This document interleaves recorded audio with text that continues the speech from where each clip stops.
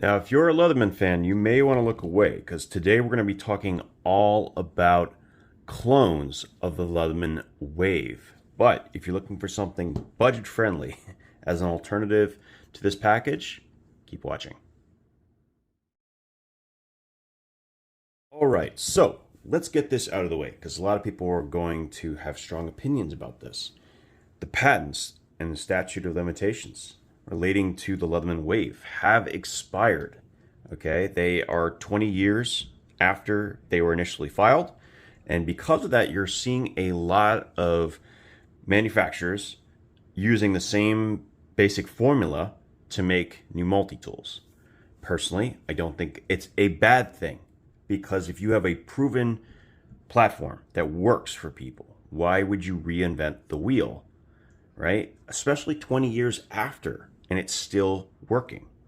And I will show in this video that even if you consider this, there's still a reason to potentially have a Leatherman Wave in your collection. And there's also maybe a few reasons why having these exist in the world will actually benefit Leatherman in the long run. So I want to go into that at some point. But first, let me talk about the tools themselves, and we're definitely going to address why you would want to get them. And I think there's three major reasons. Let's start with that. The first reason is that you simply cannot afford the increased price of the Leatherman Wave. This is currently running at $109 on Leatherman's website. You can get it a little bit cheaper on eBay, but they're still running pretty high.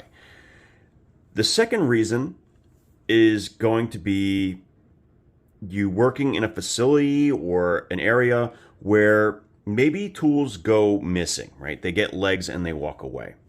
And you would potentially want to carry something that's still functional that helps you with all those tasks, but it's not going to break your heart if someone walks away with it. Okay? And that is a major consideration. If you work on a job site, and I know people who do, they use less expensive or older power tools in some cases when they're working around other people they don't know because they tend to get legs and walk away. That's not unusual, and it's the same reason here. The third reason I can think of for buying a clone is as backup, and that is a big consideration. You have this on your person, and personally I would carry the best tool I can on my person because maybe my life will depend on it at some point. But in the case of other locations, such as a glove box, a backpack, whatever happens to be, having multiples can be great because then you're not trying to track down your primary tool all the time. Also, in those situations, they can be lost by accident. And so you're not losing your primary tool, you're losing something with a lot less, invested value, okay? So those are some considerations.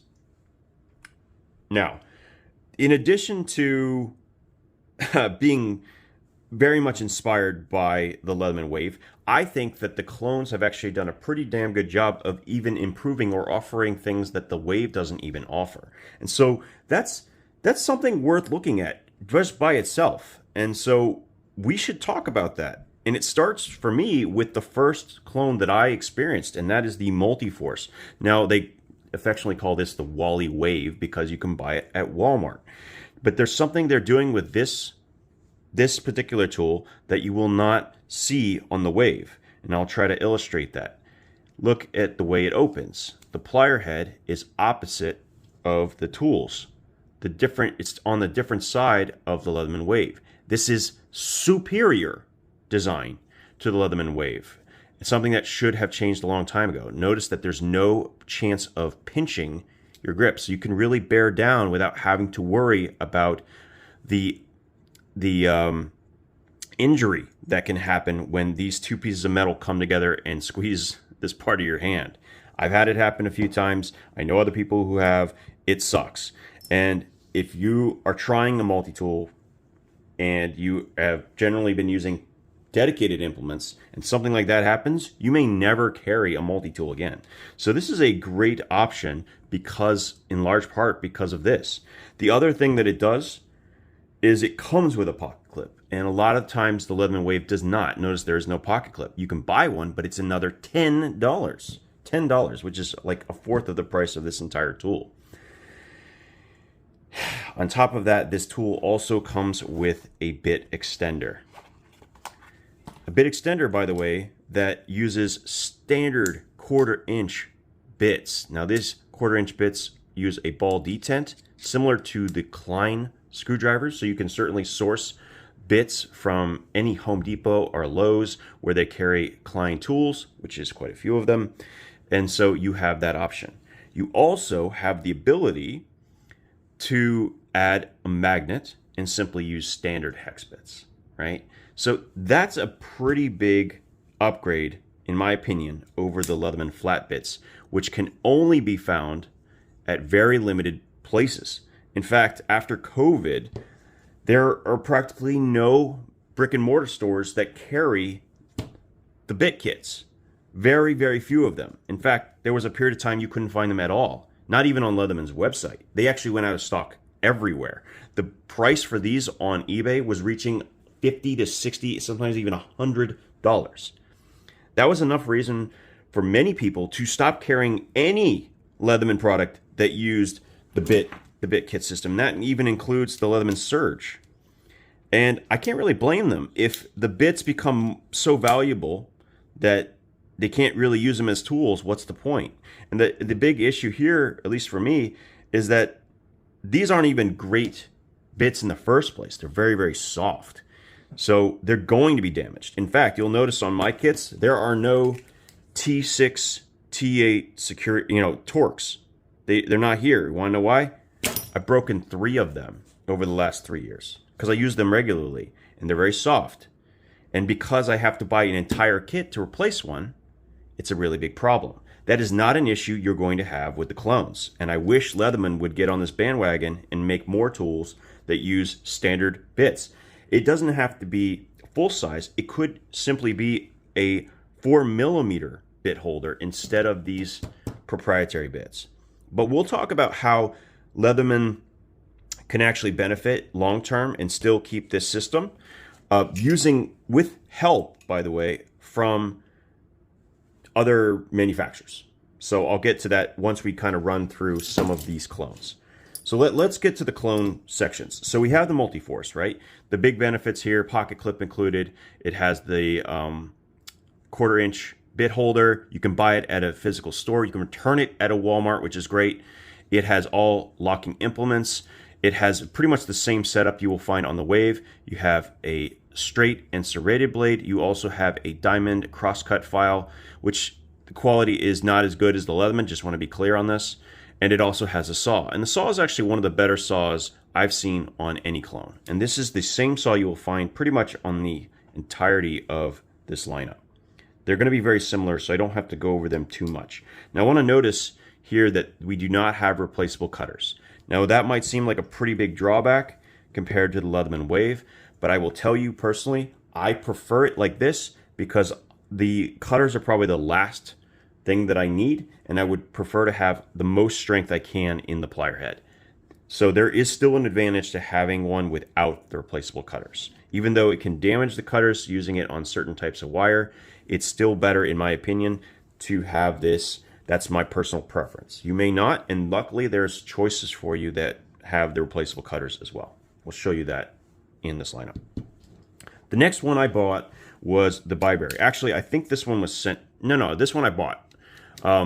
And it's okay, but it's not nearly as good. And I've done reviews on it. It's not nearly as good, in my opinion, as the Multiforce was.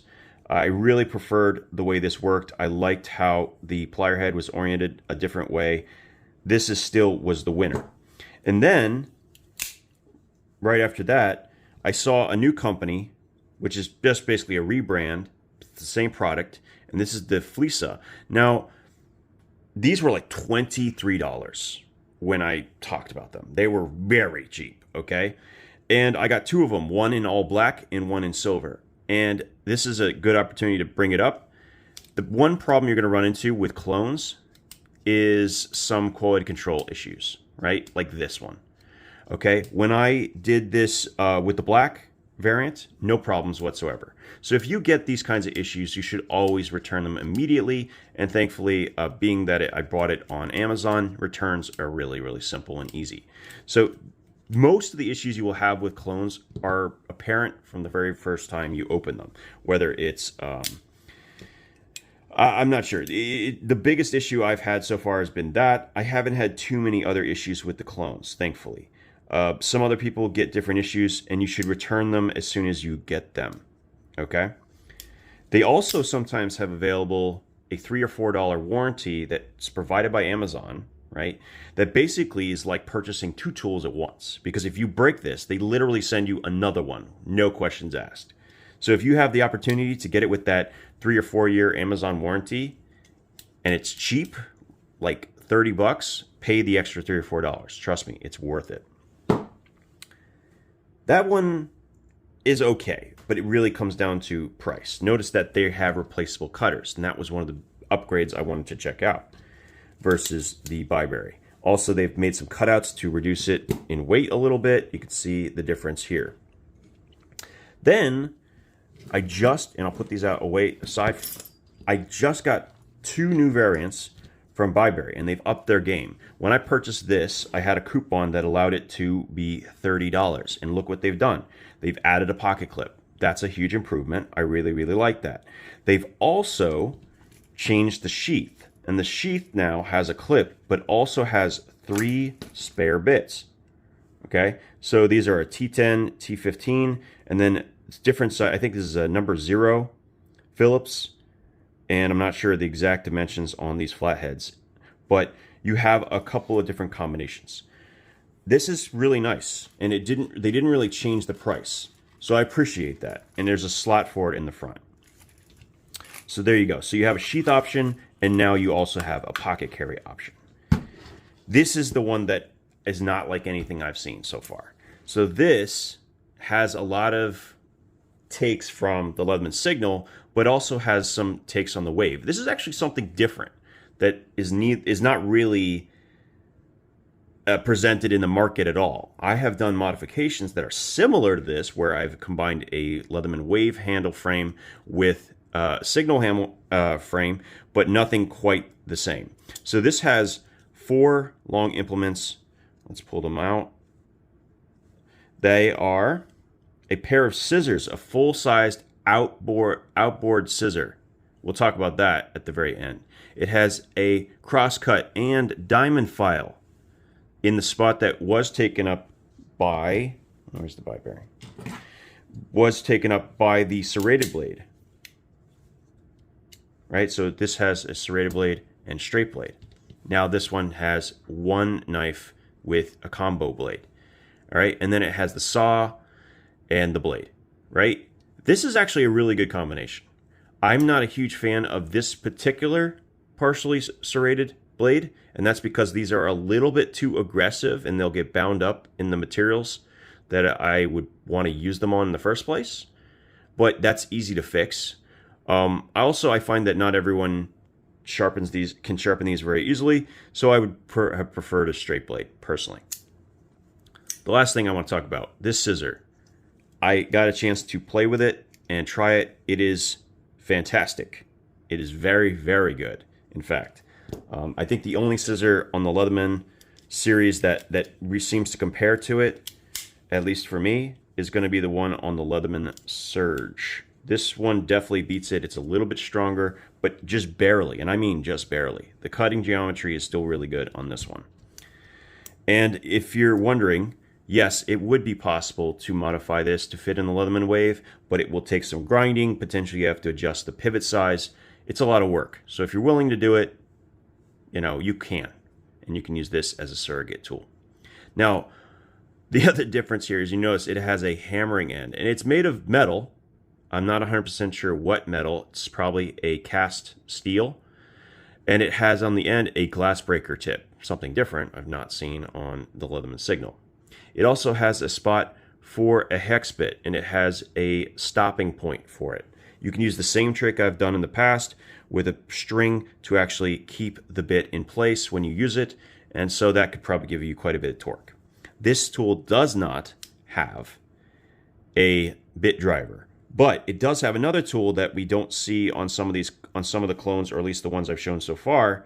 It has a reamer awl. This actually has 4 components in this side. That's a lot more than you will get in most Leathermans. Usually they can only fit 3 tools. This one has 4, including a reamer awl, a small flathead, large flat, and a can opener, bottle opener combination with a wire stripper notch. And I will say this, all of them have the exact same bottle opener. These are all made by the same manufacturer, and this is not nearly as good as the one you will find on the Wave, which is a V cutter shape and can work with much bigger wire. So you can see the difference here. It is not necessarily better, okay? Leatherman has some things that just are a little bit better. One thing I will say I think is better is these later clones have much larger teeth on the saw. So they're going to be better at cutting live wood, and they probably will be a little bit faster than the one you will find on the Leatherman Wave or some of the older clones. I'm not sure when they switched that over. Some might have similar teeth, and some may have the smaller teeth. Let's see if I can get it to focus. Yeah, you can kind of see it here. There are much longer teeth on the Bibury. Okay, now that's kind of a run through of what we got here. It also has replaceable cutters. So this is a really interesting combination, I gotta say.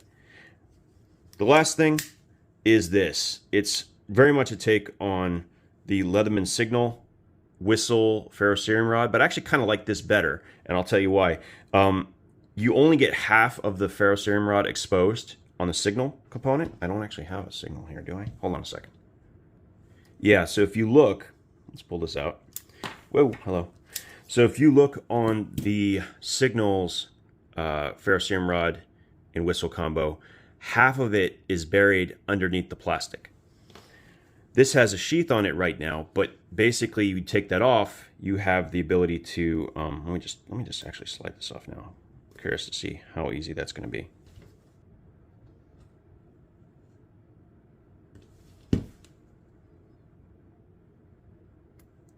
There we go. Let's get that off. So this is going to have a lot more strikes, which is great. That's something that I really like about this design. Let's put this back in and see if that affects how it stores. No, well, sort of. Definitely makes it easier to pull out. Sort of. Now I have it upside down. Let me try it the other way. Oh, that works way better. You know, I was having trouble getting it out, but now that I have that off, it definitely fits better in its proper on its standard orientation. Just something to keep in mind. I was going to say it's hard to get out, but now that I take the sleeve off, it actually works great. That's cool. All right, so that is an advantage, and I've tested the whistle too. It works great. I'm not doing it again. My ears are ringing. All right, that's a different take, and it has many more implements in the long form than the Signal does, but it's a lot heavier also. So there is a give and take here. I carry this in part because it's only 7.6 ounces, but this is way heavier. In fact, let me check something. All right, let's take a look. 9.6. It's kind of what I figured, but you know what's interesting? That's not much heavier than the standard model versus 7. Oh wait, I forgot to put everything back in.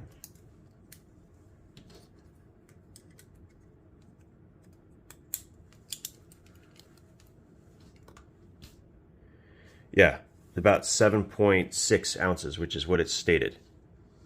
There you go, boom. 7.6 ounces. So pretty big difference in weight. Let me double check that one more time. 7.6 versus 9. It's actually almost exactly 2 ounces heavier than the Leatherman Signal. But you get the diamond file and you get a scissor included. This is a pretty complete package, honestly. And the hammer end is also quite a bit bigger. That's interesting as well. So surprisingly well thought out piece, with the exception of the partially serrated blade. I think it would have been better to have a straight blade. Now, these are cool. They have their downsides. You're going to have quality control things come up. You're going to want to keep an eye on that. But at the price, you can usually get away with it. How, though, can clones help Leatherman? That's the last thing I'm going to talk about, and then I'll let you guys get back to it. Here's a great example. This is a cloned bit driver. In fact, I showed this on my shorts and it's now out of stock. Unfortunately, I will link it, but I don't know when they're going to come back. This was $10, whereas this is $20. This allows specifically Leatherman tools to function with more bit variety, right? They'll work with the WeHod double-sided bits. They'll work with standard bits, although you might have to extract it with a plier because they really get caught up under that collar. And it works with the Leatherman bits as well, okay? So by having access to something like this, you allow people with a Leatherman, right, to get more use out of it, right? Maybe you create a kit that doesn't involve the Leatherman bits, but uses either the WeHod bits or the standard 1/4 inch bits or whatever. That's a good thing for Leatherman because this still only fits into a Leatherman tool, right? And that is huge. That there are third parties making additions for Leatherman. You might think, oh, well, that's taking money from Leatherman. Well, not if it's to enhance the base product, and I think it does. What I really want to see is another company starting to make these flat bits. This would be great if they did, because the availability of these is a limiting factor right now, and it's a big problem. You can almost not find these anywhere, okay? You have to go on Leatherman.com, $25, and then if you are paying shipping because you didn't have a big purchase, it's going to be like $30 for a pair of bits. That's not okay, right? Not every time when these things bend or break.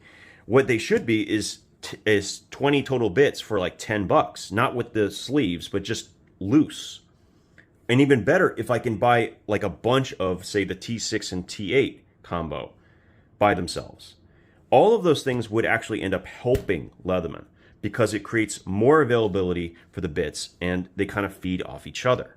That's kind of what I want to see. And so I don't think it's necessarily a bad thing for these to exist, especially when they're starting to do different things.